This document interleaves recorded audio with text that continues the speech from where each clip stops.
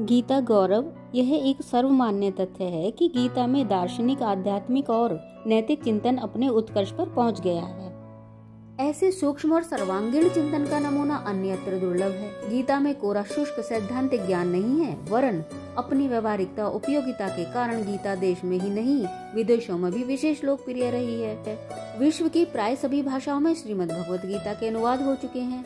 यह ग्रंथ आकार में जितना लघु है, ज्ञान की गहनता और व्यावहारिकता जीवन में उपयोगिता के कारण उतना ही महान है। श्रीमद् भगवत गीता अपने स्वरूप की दृष्टि से भी बेजोड़ है।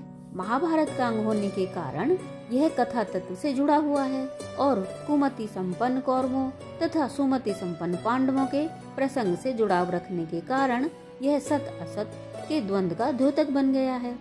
इस प्रकार भगवान कृष्ण को अच्छाई बुराई के द्वंद्व को दर्शाने और अधर्म पर धर्म की जय का पावन संदेश देने का सुअवसर मिल गया है।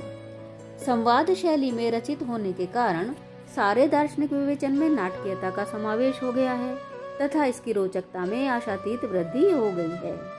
गीता के प्रारंभ में जिस अर्जुन ने अपना धनुष फेंक दिया था, वही कृष्ण का संदेश सुनकर गीता के अंत में पुनः धनुष धारण करके संकल्पनिष्ठ मुद्रा में खड़ा दिखलाई पड़ता है। इस प्रकार सारे दार्शनिक विवेचन को कथा प्रसंग के सहारे जीवन सापेक्ष व्यवहारिकता तथा सजीवता सहज सुलभ हो गई है।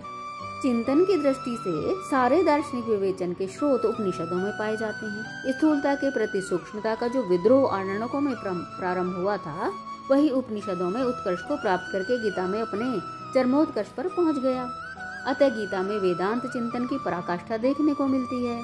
चिंतन की ऐसी अखंड परंपरा अन्यत्र दुर्लभ है। गीता में ज्ञान, भक्ति और कर्म से संयुक्त होकर सिद्धांत से व्यवहार में बदल गया है। यहाँ सारा ज्ञान धर्म क्षेत्र में विकृति के विरुद्ध युद्धरत दिखलाई पड़ता है। यहाँ दर्शन सचमुच में जीवन दर्शन बनकर प्रस्तुत हुआ है। तभी दर्शन को काव्यात्मक और नाटकीय रूप में प्रस्तुत किया गया है। स्वयं महाभारत में इस गौरव ग्रंथ की महिमा पर प्रकाश डालते हुए लिखा गया है कि अन्य शास्त्रों के संग्रह की क्या आवश्यकता है।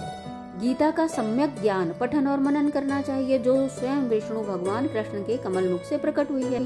गीता सुगीता कर्तव्या किम नये शास्त्र विस्तरे या स्वयं पद्मनाभस्य मुख पद्माद्विनी श्रता।